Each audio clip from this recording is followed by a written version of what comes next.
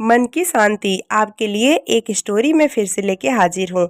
ब्रजभूषण उर्फ पंडित जी का ब्लॉग गीता ज्ञान बहुत जल्दी लोगों के बीच काफ़ी पॉपुलर हो गया था। बिल्कुल जैसे अभी यहाँ हम इसे YT पर सुन रहे हैं और आप इसे बहुत पसंद कर रहे हैं। ये ब्लॉग कोई उपदेश देने वाले बाबा जी का कलेक्शन नहीं था, ना ही किसी तरह के तंत्र मंत्र से आपके जीवन की प्रॉब्लम सॉल्व करने की गारंटी देने की बात कहता था।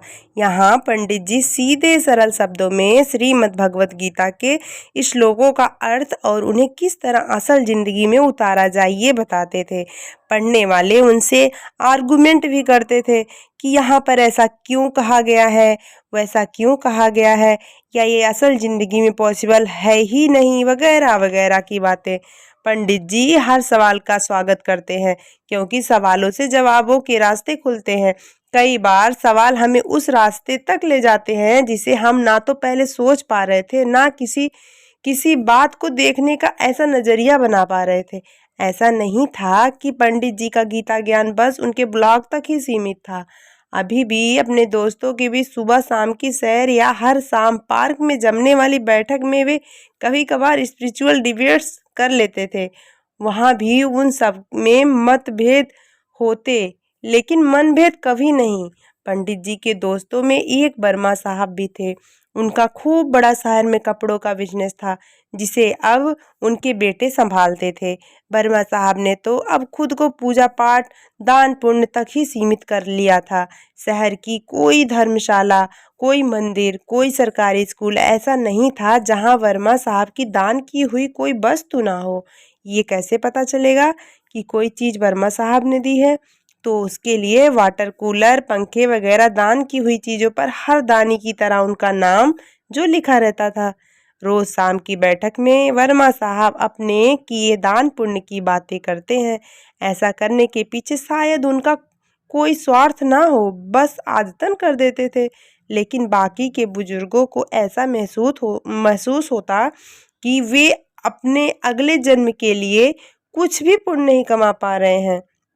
अब सब लोग वर्मा साहब की तरह तो पैसे वाले नहीं है ना, अभी भी घर की जिम्मेदारियों से घिरे हुए हैं और दान तो कोई तब करे जब फैमिली की ज़रूरतें पूरी हो। वर्मा साहब की कहानी भी बड़ी इंटरेस्टिंग थी। ऐसा नहीं था कि उन्हें सब कुछ विरासत में मिला हो।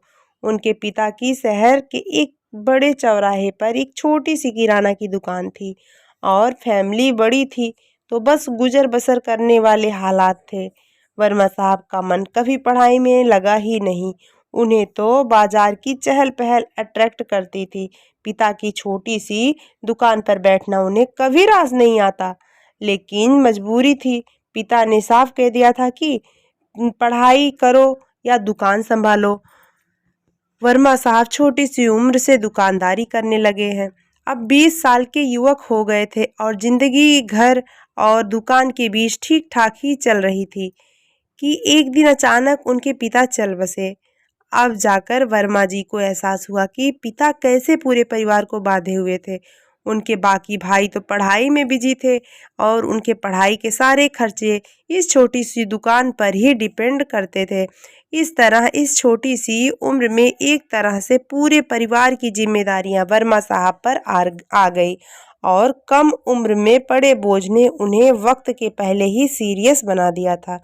अपनी मेहनत और बिजनेस माइंड के दम पर वर्मा साहब ने एक छोटी सी दुकान से इस शहर के सबसे बड़े कपड़ा व्यापारी तक का सफर तय किया था। आज उनके बेटों के पास एक सफल कारोबार है जिसकी नींव उनके पिता के पसीने की नमी थी। पंडित जी अक्सर एक बात नोट करते कि तमाम पूजा पाठ और दान पुण्य के बाद भी, जीवन के सारे सुख और सम्मान होने के बाद भी वर्मा साहब के चेहरे पर सुकून गायब रहता, जो एक्चुअली होना चाहिए था। हालांकि वो कभी उनसे पूछने की हिम्मत नहीं जुटा पाए, क्योंकि किसी से जुकाम बुखार की बात पूछना अलग बात है, लेकिन उनके बिना कहे चेहरे से झांकती टेंशन का जिक्र करना क्या पता सामने वाले को अच्छा ना लगे। धीरे धीरे वर्मा साहब ने पार्क में आना कम कर दिया। पूछो तो बताते तबीयत थोड़ी सही नहीं लगती है, इसीलिए नहीं आ पाते थे। सबकी तरह पंडित जी ने भी इसे उम्र का खेल समझा, लेकिन ये खेल कुछ और ही था। जिसका पता पंडित जी को जल्दी चलने वाला था। जब लगातार वर्मा साहब एक हफ्ते तक पार्क में नहीं आए, तब मित्र मंडली ने सोचा कि क्यों ना उनके घर चला जाए और उनका हाल पूछा जाए। जिसके पास जब जब समय होता तब वहां जाकर और उनका हाल समाचार ले लिया करता था। समय निकालकर पंडित जी भी गए और वहां जाकर फिर उन्हें वही एहसास हुआ कि वर्मा साहब को शरीर नहीं मन की परेशानी थी, जिसे वो किसी से भी बांट नहीं रहे थे। थोड़ा एकांत मिलने पर आखिर पंडित जी ने वर्मा साहब से पूछ ही लिया कि उनकी बेसुकूनी की वजह क्या है, क्यों उनका मन अशांत सा लगता है, क्या इसके पीछे परिवार या कारोबार की कोई समस्या है। वर्मा साहब जैसे किसी के इस तरह के सवाल पूछने के इंतजार में ही थे और पंडित जी के प्रति उनके मन में बड़ा सम्मान था ही, और जानते थे कि पंडित जी बहुत सुलझे हुए इंसान हैं, सबके मन को समझने वाले और समझाने वाले भी हैं। यार पंडित, मेरा मन हमेशा अशांत रहता है। मैं कितना भी पूजा पाठ करूं, दान पुण्य करूं, लेकिन मुझे शांति नहीं मिलती। मुझे हर वक्त यही लगता है कि मुझसे कुछ कमी रह गई है। मेरी पूजा ईश्वर तक नहीं पहुंच रही है। मेरे दान में मेरे अगले जन्मों के लिए पुण्य में नहीं बदल रहे हैं, और मैं सब कुछ करते हुए भी कुछ नहीं कर पा रहा हूँ। पंडित जी ने एक लंबी सांस भरी और गीता के ये श्लोक पढ़े। विहाय कामान्यः सर्वान् पुंसानति निःस्पृहा निर्ममो निरंकारा सह शांति अधिगच्छति। इस श्लोक भगवान श्री कृष्ण ने अर्जुन से कहा है कि जो मनुष्य सभी इच्छाओं और कामनाओं को त्याग कर ममता रहित और अहंकार रहित होकर अपने कर्तव्यों का पालन करता है, उसे ही शांति प्राप्त होती है। अब सरल शब्दों में इसका मतलब सुनो।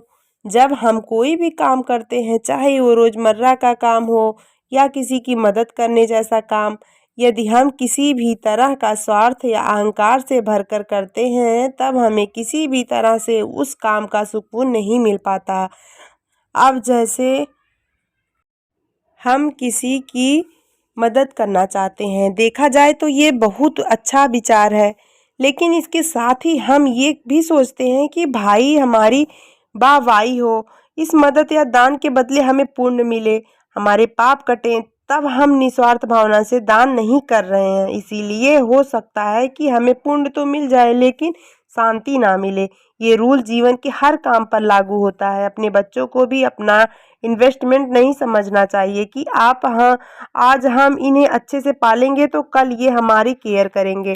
उनकी अच्छी अपब्रिंगिंग यानी परवरिश हमारी ड्यूटी है। हम दान करते हैं क्योंकि हम काबिल हैं, लेकिन इसके बदले ये उम्मीद रखना कि इसके बदले हमारा प्रचार होगा, घमंड की निशानी है, और ईश्वर उस हृदय में वास नहीं करते जहाँ घमंड हो। इसी तरह उस हृदय में सुकून को भी जगह नहीं मिलती है।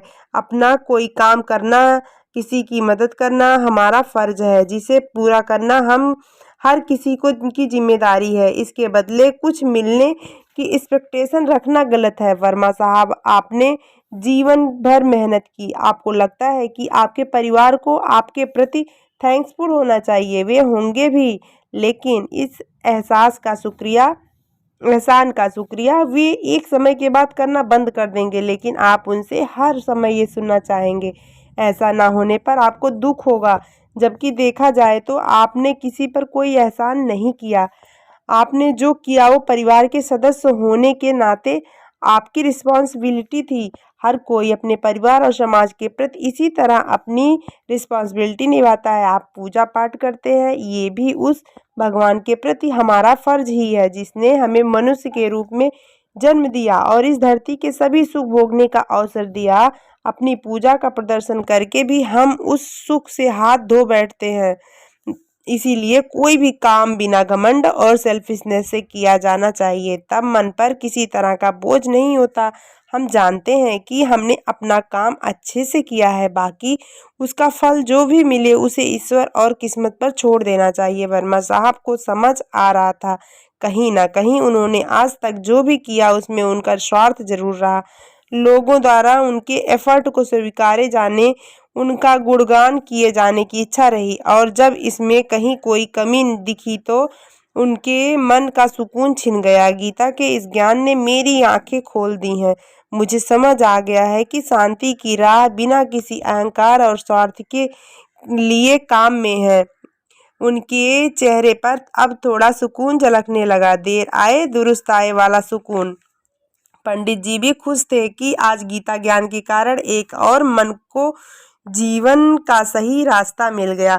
उन्होंने मन ही मन भगवान श्री कृष्ण और श्रीमद् भगवत गीता को प्रणाम किया और मुस्कुराते हुए अपने घर की ओर निकल पड़े। और आप जो अभी गीता ज्ञान सुन रहे हैं वो YT पर सुन रहे हैं, ये ध्यान रहे आगे आने वाले एपिसोड में ऐसे ही और कई सारी ज्ञान की और प्रेरणादायक बातें होंगी। धन्यवाद।